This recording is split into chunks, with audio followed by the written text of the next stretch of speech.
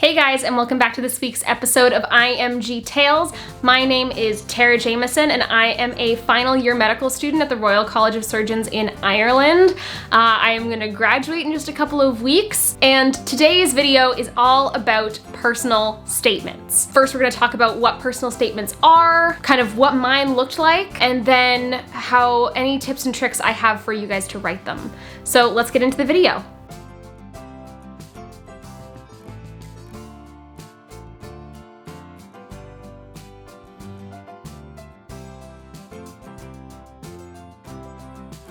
So personal statements are a personal essay almost that describe who you are to programs or medical schools, residencies, research programs, electives, and describe who you are, what you want to accomplish, what your goals are, and what you've done. So a personal essay is almost like a story that you're telling to whoever is reading it in the hopes that it'll help you gain a position. So I think the thing that comes to mind for a lot of people is personal statements in residency applications.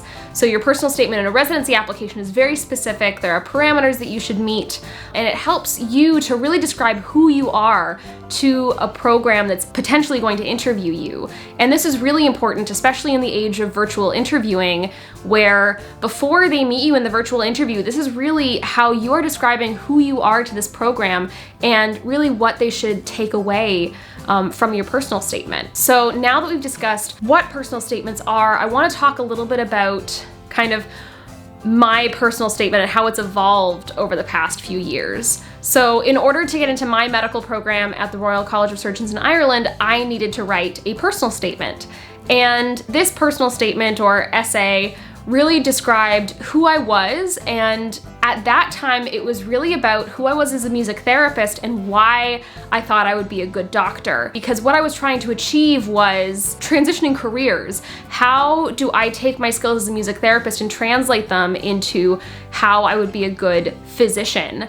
And that's what I was trying to convey in my personal statement. I personally like to explain my skills by telling stories, because I think that that can really give your reader something tangible, but also for me, it puts everything into context and it allows the reader to really understand how you were feeling because you're putting it in context of a scenario. In my personal statement, I talked about two different patient encounters that I had in my personal statement from when I kind of entered medical school, and then that personal statement has grown and evolved as my patient experiences have changed from being a music therapist to now being a medical student, and how those patient experiences have changed and how they have really evolved since I've become a medical student and now in a few weeks a doctor. When I initially wrote my first personal statement, it really was all about that transition. Now that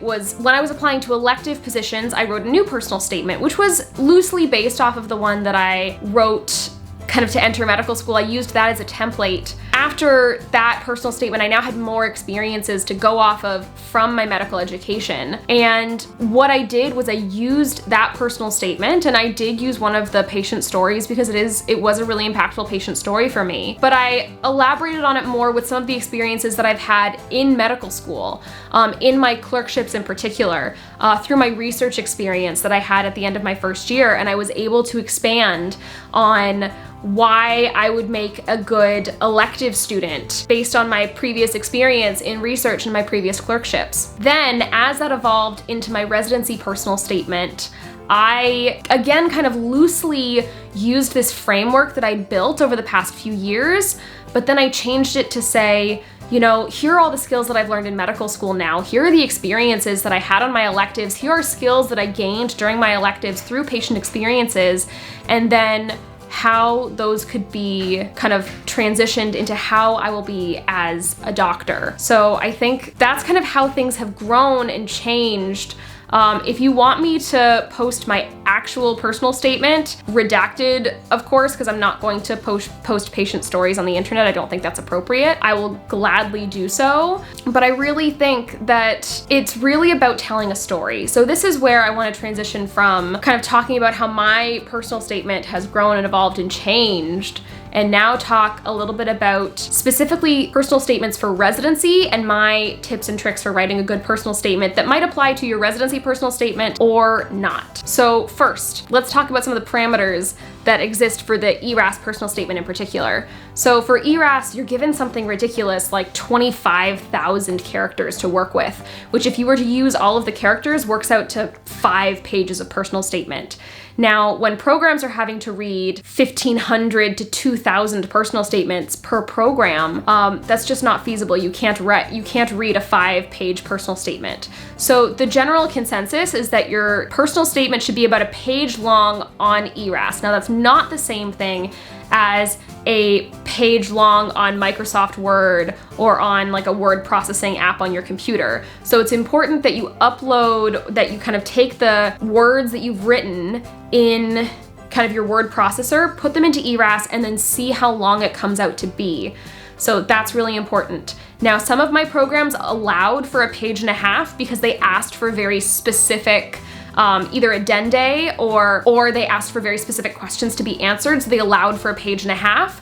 So I would check your individual program websites to be sure of exactly their requirements, but for the most part, a general rule is about a page. You might be able to kind of squeak a little bit onto a second page, and then some programs allow for up to a page and a half. Now, these personal statements can be personalized for programs. I personalized my statement for kind of the top programs that I was applying to, the ones that I really was particularly interested in. I ended up personalizing them to those programs to demonstrate not only why I thought I would be a good doctor, not only why I thought I would be a good pediatrician, but also why I think I would be a really good fit for their program in particular, using the information I found on their website, and then saying, here are the skills that I have through these examples that demonstrate why I would be a good resident for your program in particular. So I think if there are top programs that you're interested in, personalizing a couple of your statements would be appropriate. Now, if you're an IMG like me and you're applying to between 80 and 120 programs or more, I would not personalize every single statement. Not only does it create more opportunity for error, it's just not feasible to go through and write 120 different personal statements. For me, I think I ended up doing it in total for maybe 15 programs, and even then, the amount of personalization changed depending on my interest in the program. Now, general tips for personal statements. I personally, this is a personal opinion of mine, I think that personal statements really stand out when they tell a story. And I think that that story should really be about who you are. So one of my tips would be to give your personal statement, once you have a draft of it that you're pretty happy with, I would give it to people who are close to you and ask them, 1, what they think, what their own opinion is, 2, what they take away from reading the statement, what do they think that the person in the statement is like, and 3, does that person sound like you, who the person you are is. Because I think that the best way to write a personal statement is to be authentically yourself. I think that that really needs to translate onto a page, and getting opinions from people who are close to you, who are both in the medical field and outside of the medical field, I think is really important. But there's a caveat to this. I think it's really important that you know when to stop asking for advice, because too many cooks in the kitchen will spoil the soup. So having too many opinions, and especially too many contradicting opinions, can be really detrimental to your personal statement. So I would know kind of when you feel most happy with it and when you think that the statement really conveys who you are as a person. My second tip is to, as you're writing it, keep in mind what you're looking for the program to really see about you. Do you want them to see all of your accomplishments? Do you want them to see kind of your personality? Do you want them to see particular traits that you believe are beneficial to your specialty? And I think that it's important to keep that in mind while you're writing it. My next tip would be, don't just reiterate your resume or ERAS CV because they have your CV information. So just reiterating it isn't giving them any new or important information, or most importantly, insight into who you are as a person. For me, I got to elaborate more on some of the stuff that I wrote in my ERAS application, but I also got to talk about things that I didn't list in my application, such as my previous work as a music therapist, such as particular experiences that I had had. I got to talk a little bit about my YouTube channel, which I didn't put on my ERAS application. So I got to elaborate and expand on things that I did. And this also works in favor of people who have maybe gaps in their education. You get to talk a little bit about what you did during that time off, during that gap. So the personal statement can really be used to highlight the different things that you really want people to see or how you've utilized your time. And then my final tip for your personal statement is to start working on it early. So I know that it feels like you have a lot of time.